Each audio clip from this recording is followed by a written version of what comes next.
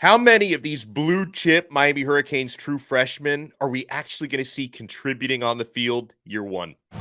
You are Locked On Canes, your daily podcast on the Miami Hurricanes, part of the Locked On Podcast Network, your team every day.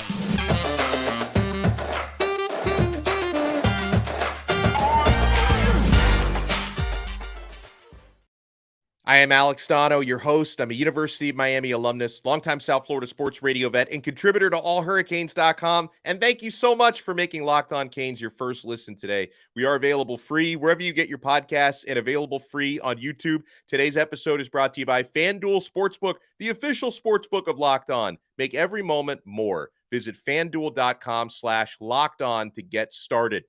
When we're talking about these young players, and a handful of these guys have been standing out so far in spring practice, there's also a handful who have not arrived yet, like those running backs we're all excited about. Mark Fletcher and Chris Johnson are not on campus yet, but we're seeing certain players, incoming early enrollee true freshmen, getting some major reps and in some case starters reps in practice. There's nobody better to break these guys down with than someone who covered all of these players in high school. Larry Blustein, the man, the myth, the legend, joins us. Our boy Blue, how are you? Doing great, Alex. Thanks so much for having us. Obviously, a really busy time because of spring football in college, and then they get that going, and then before you know it, it's going to be time for the high schools to do their thing. And the great thing, too, is schools like Miami are setting the table for the future. They're going – a lot of these caravans are going to different schools around the country during the spring, and they're getting a chance to see these schools, the college coaches that come to visit them. They're actually seeing them, getting a chance to see them do their thing, and at the same time looking at the depth chart and looking at what each school has. So it's a pretty good time, and certainly setting the table for the future, definitely. Blue is always busy. We know that. So, Blue, I wanted to start off with probably, I would say, the early enrollee freshman who's been the most impressive so far. Not too surprising. Francis Mauigoa, blue chip, 5-star offensive tackle out of IMG Academy. So last Thursday, which is the most recent day of spring practice, Blue, he was getting starters reps at right tackle. Now, I don't read too much into that this time of year because Mario likes to rotate his linemen a lot. And it's only spring practice. And, we're not sure the injury status of Zion Nelson, who's not partaking in spring. We'll see if he's ready full go in the fall. But at the same time, Blue, would not surprise me whatsoever if Mauigoa is, and actually, let me try to pronounce his name correctly. I've been corrected on this twice. Mauigoa, I think is how you say his name correctly. Oh, Mauigoa? Mauigoa. That's what. So one Hawaiian guy told me it's Maui Noa. Another Hawaiian guy told me it's Mauigoa. So I'm just, whatever. It would not shock me if he's a week one starter next September, or at least a contributor. What do you think Francis Mauigoa can do in the near future at Miami? Well, now you know why there's so much emphasis to get him. I mean, there was a lot of people that said, hey, listen, this kid has an opportunity to be really, really special. The last time Miami had a player like this was Chantrell Henderson, who was the number one player in the country, much like Francis is or was in a lot of rankings. Big, strong kid, athletic, way beyond his years from a technical standpoint, which is basically everything. And that's the reason why he's getting a lot of looks. And plus, Miami's kind of thin at the offensive line position from that standpoint. But no, it wouldn't be a big surprise. I think that, he came in for a reason. I mean, we know, the heart of hearts, he's going to be here for 3 years, and that's it. And then he's going to be in the NFL. So Miami's kind of getting a jump start on him, probably paying more attention to him than they normally would. And we've seen him. The kid, and I said this all along, and that's why I had him as my number 2 player behind Brandon Innes in the state of Florida, because of the fact that this is a kid that dominates. And yeah, everybody can pick at, this guy and that guy. Oh, when he played Rueben Bain, he got eaten up. No, he didn't. If you look back at they only went to get against each other a few times. And, right. One time someone hit him from behind and everyone credited Bain for knocking him over. But the kid could play. And and as soon as he got on campus, I mean, you have guys like, Coach Mirabal, and he's been around some pretty darn good offensive linemen, and he's the one that started heaping the praise. And he goes, wait a minute, this guy's got feet. He's got unbelievable technique for a kid that age. And that's the thing. You could come in as the best football talent in the world, but if you're not technically sound, then you really, you're and that's been the reason Miami's gotten all these stars, and everybody goes, well, how come they don't develop as well? Because they're not technically sound. But that's not the case here. And I think he's a win-win. He was a win-win as soon as they signed him. On yesterday's episode, we talked a lot about the defensive line and the lack of depth at defensive tackle. One name I didn't bring up, who is an incoming true freshman, Joshua Horton out of Langston Hughes High School in Georgia. And, I know Miami has gotten some kind of undersized guys in the transfer portal because Branson Dean, he's tall, but he's a little lighter. Thomas Gore is shorter and lighter. But Joshua Horton, Blue, he looks to me like he's going to end up being, an over 300-pound guy by the time the season rolls around. Do you think he could be someone that might be ready to contribute the first year, or could that one take more time? Well, he'll definitely be in the mix. I mean, he'll be, especially because Miami's searching. I mean, you look at any school, defensive tackle is definitely a position that, you look at the Clemsons and the Alabamas, and everyone goes, well, how can that guy leave? And then they have a guy just like him behind. And that's how you become successful. You don't miss a beat. Georgia's doing that now. Joe Salave went after this guy from the beginning, loved him, a 6'4" kid, like 285, 290, as you mentioned, has an opportunity to do some really, really good things. I mean, everybody, was recruiting him when you look back at the beginning, and Miami beating out Auburn, which is a huge for Miami, especially him coming in from that region. North Carolina jumped in on him, but big, quick, strong guy. And he gets it. He's going to be a guy that, it's always said this, there's going to be those summer days in practice. And, when early August, when all of a sudden somebody like him is dominating, and then the coaching staff go, well, you know what? Let's elevate him. This kid's making plays. And I think that's what's going to happen. He's really, and we haven't talked about him, obviously, because there's a lot of people haven't watched him, and he's not a local guy, and he's a Georgia guy, where Miami's really making some inroads. Yeah, no doubt. So there's a handful of other players I want to talk about with Larry Blustein who can make an impact their first year. I got to talk about Bain and Wayne on the defensive line. Have to talk about Ray Joseph and Robbie Washington. And Miami gets preferred walk-on commits from a couple of Idaho boys. I got to give out a welcome to the U when we come back. So we have so much coming up. Keep it locked right here. Alex Donno and Larry Blustein on Locked On Canes. Folks, I hope you're keeping it locked to FanDuel. We're past the midway point of the NBA season. We got the basketball tournament coming up in college. Our Miami Hurricanes play on Friday. Now is the perfect time to download FanDuel. It's America's #1 sportsbook because new customers get a no-sweat first bet up to $1,000. That's bonus bets back if your first bet doesn't win. So you have nothing to lose with that first bet. Just download the FanDuel Sportsbook app. It's safe, secure, super easy to use. And then you can bet on everything from the money line to point scorers and threes drained. Our Miami Hurricanes are 2.5-point favorites against Drake on Friday. Plus, FanDuel even lets you combine your bets for a chance at a bigger payout with a same-game parlay. So don't miss the chance to get your no-sweat first bet up to $1,000 in bonus bets when you go to FanDuel.com/lockedon. That's FanDuel.com/lockedon to learn more. Make every moment more with FanDuel, an official sports betting partner of the NBA.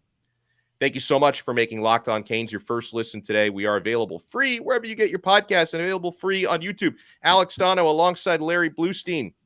So, Blue, Rueben, Bain, and Jayden Wayne, both looking really good so far in spring practices. And Mario Cristobal said that Rueben Bain is weighing around 270, and yet he's still got those quick feet and that crazy motor. I mean, this guy is, again, I don't know why he was only a 4-star when he should have been a 5-star. This dude's a monster, and Jayden Wayne also looks like he's got the body of like a 21, 22-year-old, not an 18-year-old. Do you think we're going to see these guys heavily feature in that edge rushing rotation year one.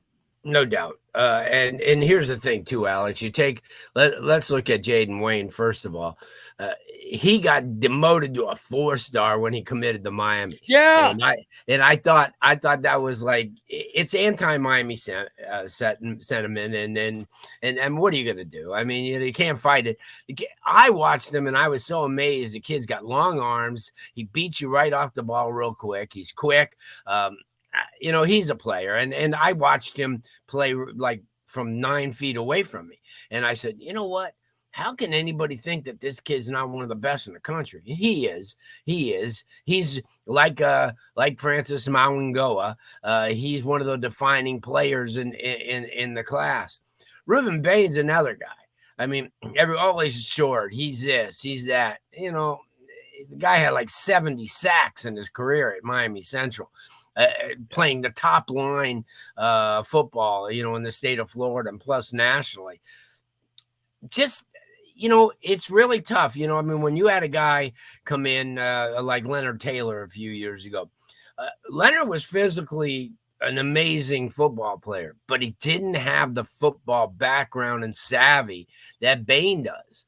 And that's the one thing Bain brings to the table. And as you mentioned, he's into the 270s now. He's a load. He's fast. He's strong. But the main thing is he's a football player. And that pretty much trumps anything you want to throw at me. You can say, oh, well, he's this. And he's a football player. And he's smart. He knows how to, position himself. He's good. And obviously the thing that's going to make him better is going against the Miami offensive line. And you had mentioned with somebody like Francis Mauigoa, who has looked really, really good. Now, both of them are going to be in the mix. Both of them are going to have an opportunity to do some good things, because this is unlike some of the other staffs that Miami's had where they go, well, you don't want to use a freshman. Miami's not like that. No. If they're better than the people in front of them, they're on there. They're on there. They're in the rotation, and that's important. Now, what about at receiver? A couple of slot guys that come in, Robbie Washington and Ray Joseph. So can you – and they're both doing pretty well in spring practice so far. Can you see these guys where Miami is pretty deep at slot receiver? Can you see these guys getting on the field? And also, what about special teams? Because Ray, especially to me, he could feature as a punt or a kick returner, Blue. Yeah, well, I think that Washington actually would figure in that role. Okay. Because, as a kick returner, he's shown what he could do in the past. To me, Ray is something that Miami's never had. And if they've had it, it's been a long time, like a Kevin Smith type of guy. This is somebody who in space is crazy.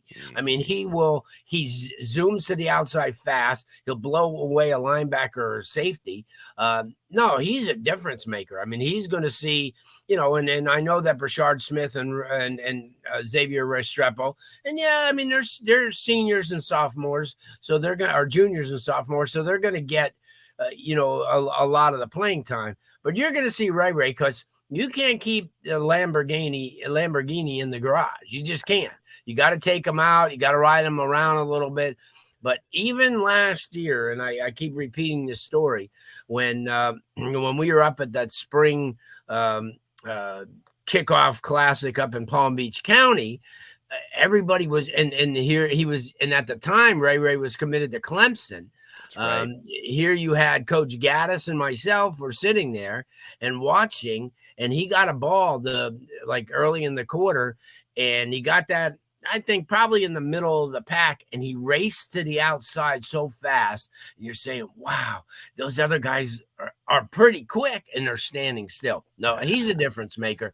I think he gets on the field as a situational player faster than Washington, because Washington's going to lend a lot to the kick return. I mean, he's going to give you the ball at the 40 or 45 or take one back. Having other guys back there, that having Brashard or having Xavier back there are good, but they don't have that crazy athleticism and burst of speed that he does. And both of them are going to make huge impacts in year one somewhere. Now, another one I've got to ask you about, because I underrated him coming out of high school, but he's been one of the top performers in spring practice so far for the young guys, and that's Caleb Spencer, Blue, the 3-star safety out of Virginia, was an Oklahoma commit who flipped to Miami back in October, and he looks again. I know I've said this about a couple of different players, but he looks a little bit older than he really is. He looks built more like a 20, 21-year-old. And, pads just came on, but he looks physical out there, Blue. Are you expecting Caleb Spencer maybe to be a diamond in the rough? Well, I saw him in game 1 last year when they were down here playing Stranahan High School, and Akeem Spence, the Akeem Williams kid, and, some of those. And I said to myself, what? This kid, safety linebacker. That's what he looked like. I mean, he hit you like a linebacker, but he's agile enough and his hips were loose enough to be dropping the coverage. And he's a big time guy. And, he may be this class's version of Cam Kinchins, and, because of his athleticism. And that's what I said about Cam. And, a lot of people are bringing that back up to me and said, oh, I remember when Cam and Williams came and you said that Cam would be the better player off the bat. Well, the only reason why is because of the fact that the way he plays the game. Williams 6'5", and he's got this and that. But the one thing about Cam is Cam learned to play safety, learned to play corner. Well, Caleb's the same way. Caleb is, he was asked to do a lot for his school, and his team coming up. And he was, believe me, when he flipped, there was a lot of high fives going on in Coral Gables. Now, I got to talk about a couple of the newest Miami Hurricanes preferred walk-ons coming in this class 2023, because I know that if there's anybody outside of Boise who actually knows something about Idaho football, we're looking at him. Larry Blustein, he follows high school football all over the country. So the Hurricanes get brothers out of Kellogg, Idaho, from Kellogg, Idaho to Coral Gables, Florida. Welcome to the U. Kolby, no doubt. Kolby and Ripley Luna. Now, Kolby Luna seems to be, I don't want to disrespect Ripley, but Kolby seems to be the headliner out of the two, Blue. And again, playing high school football in Kellogg, Idaho. I imagine that's probably not as competitive as the South Florida circuit or Texas or California or Louisiana, but I watched as much of his Kolby's highlights as I possibly could going up against those potato farmers in Idaho. And this young man, he looked like a man amongst boys out there. And his stats as a senior in high school are just insane. He's Idaho's all-time receiving leader. 1,753 receiving yards last season, scored 21 touchdowns. He supposedly runs a 4.4 40. I don't know who timed that, but that's very, very fast if true, Blue.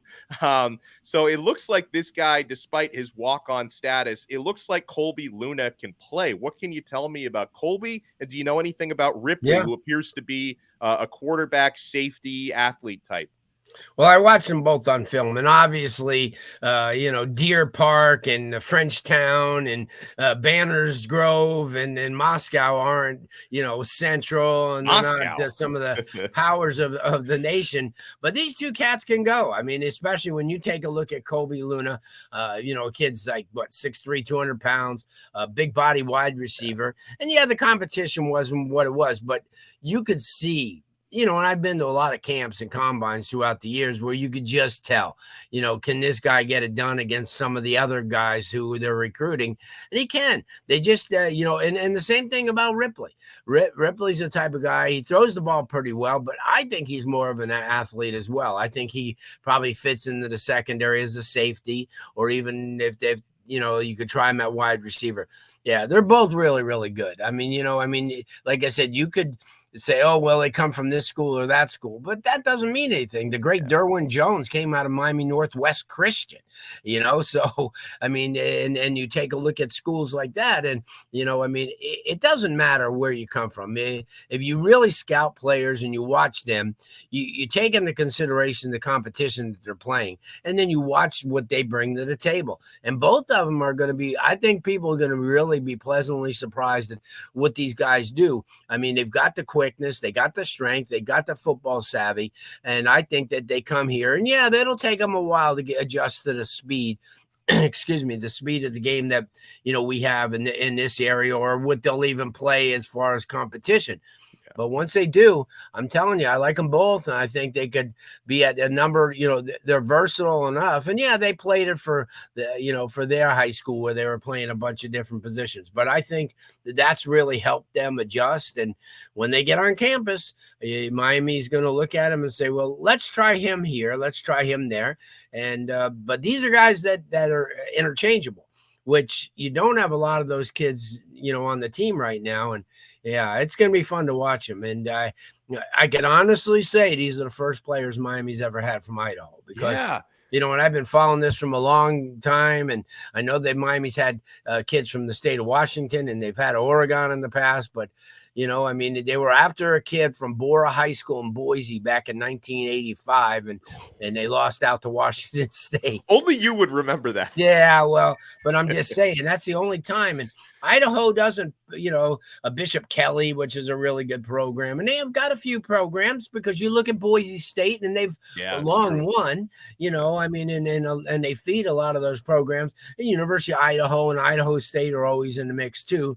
But those are different players. But if you look at their roster, just like North Dakota State, who's done well, a lot of kids come from California. Now North Dakota State is relying on a lot of Florida players. But yeah, I'm excited to see what these guys bring to the table. Miami would not waste scholarships, and they would not waste energy if they didn't think they could play. And you've got some really good talent evaluators on staff who feel the same way I do about it, watching them perform, as football players and not the competition that they're going against. So we've got some 2024 recruits who are hot on Miami. Some of them are scheduling official visits. I'd like to ask Blue about, like quarterback Luke Moga, athlete King Joseph Edwards, four-star linebacker Dylan Williams out of Long Beach, and four-star edge out of Columbus, Dylan Stevenson. You hope Miami can start getting more of these Columbus guys again. Keep it locked right here to Locked On Canes.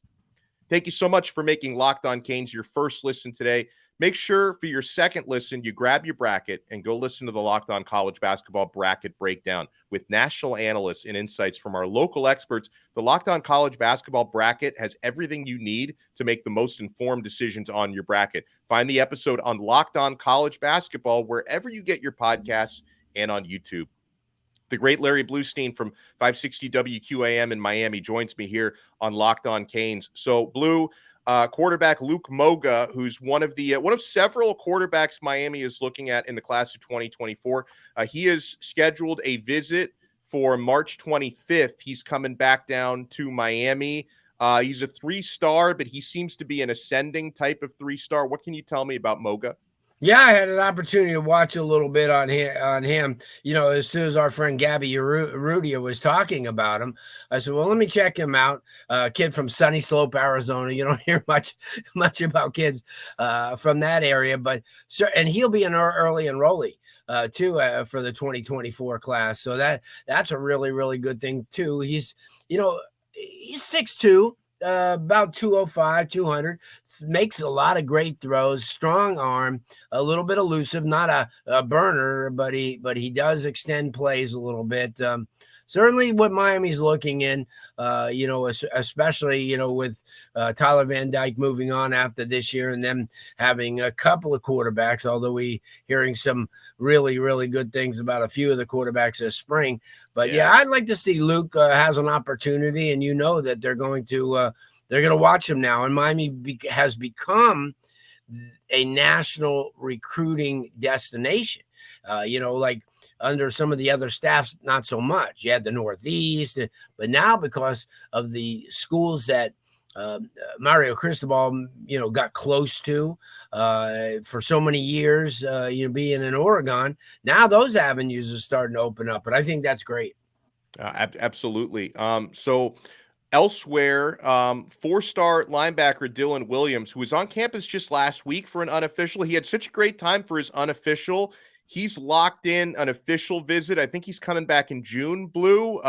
He went to the same high school, or goes to the same high school, Poly, that Snoop Dogg went to. So it's a pretty rich alumni base there and a good football program.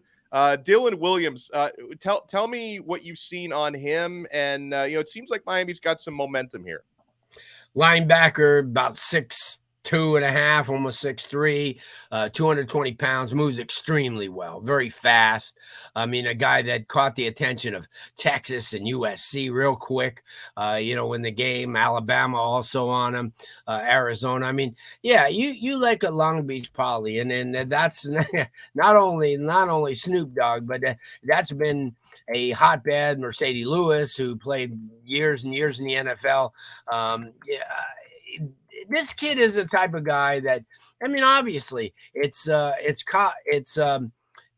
brand of football that you look at Alabama, and you look at USC and UCLA, they attract kids like this. Yeah. And this is a guy that, remember, I mean, some of the top players that of our time have come from the Southern California area. So I just think that a guy like him, as you watch him on film, just instinctive, gets the balls pretty quickly. I like him. I like him a lot, but I mean, Miami's in a huge battle for him, and there's no doubt about it. I mean, there's going to be, he's coming from a Long Beach Poly program that goes back into the early 1900s that were unbelievable. And yeah. I'm looking for, I mean, and it's a program that, that was baseball oriented. I mean, they like the Gwynns and Chase Utley and people went there as well.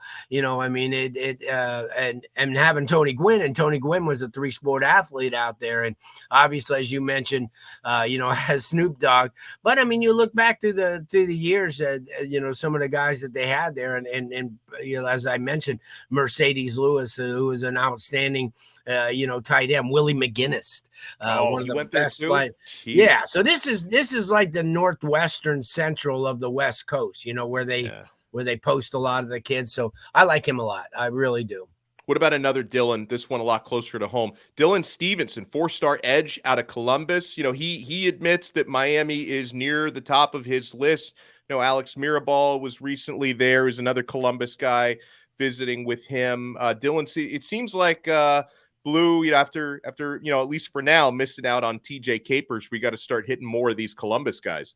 Yeah, well, here's the thing. Here, Dylan came over from Killian last year, after 2 really solid years of making an impact. Although he's tall, he's on the light side. They'd like to get him into the 250, 245, 250 range somewhere in the next year or so. Last year, I believe he played at 218, 220 most of the year. He benefits from having a Capers on there and having a few kids that are really, really good. Long arms, quick off the ball. I've had an opportunity to watch him, one of those kids that I've watched from 8-9 feet away. Good dude, every time he sees me, he always has a smile. Yeah, he'd be from every standpoint a type of kid that Miami would need to get on, especially in the 2014 class. Another one, there's a lot of competition for athlete, but maybe could play defensive end. King Joseph Edwards, who's in Georgia. I know, of course, Georgia recruiting him very hard, but he seems interested in Miami. And apparently Jason Taylor has been one of the leading members of Miami's push for him. So, Blue, what position do you think King Joseph is going to end up playing at the college level, and where do you think Miami stands with him? Well, I was going to say, is that any surprise to you that Jason Taylor would be the guy who's at the center of this deal? Because I've said this all along. I mean, Jason Taylor is so valuable.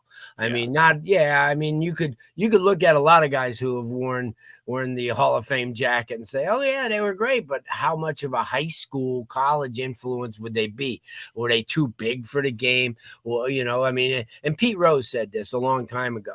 He goes, I don't expect you to play like I played, but you know what? Give the effort, maximize your ability. And that's what Jason Taylor's been about. He looks at a kid like this. King Edward Joseph is another type of guy who's athletic, a quick guy off the ball. And maybe lacks overall technique, but how many times am I going to share the Nick Bonito story? How many times am I going to, tell you how Nick Bonito went, from university school, went to St. Thomas in just 3 games, with Jason Taylor's tutelage, turned out to be one of the best in the state, one of the best in the country, went to Oklahoma, was with the Denver Broncos. Having a guy like that, like I said, you get him aboard, and Jason Taylor's going to sell a lot of guys. Don't sell him what he means to this team. He's going to get out there, and everybody says, oh, he's not going to be good on the road. Come on. I watched that guy bleed, St. Thomas colors for 3-4 years, just showing what he could do and how he called defenses and got in kids' faces. And, he's not Jason Taylor to a lot of these guys. He's a coach, and that's important. I love it. Make sure you guys follow Blue on Twitter at Larry Blustein. Make sure you follow me at Alex Donno and follow our show at Locked On Canes. And if you follow us at Locked On Canes, we will follow you back, and we'll do another Q&A episode at some point within the next week. Blue, thank you so much. Enjoy the rest of your day. Anytime, Alex. Thank you. Thank everyone so much for watching and listening. Remember, we're available on Apple Podcasts, Spotify, Odyssey, Google, wherever you get your pods, and available free on YouTube. Make sure to hit that thumbs up button and subscribe to our channels. We'll talk to you next time on another episode of Locked On Canes, part of the awesome Locked On Podcast Network, your team every day.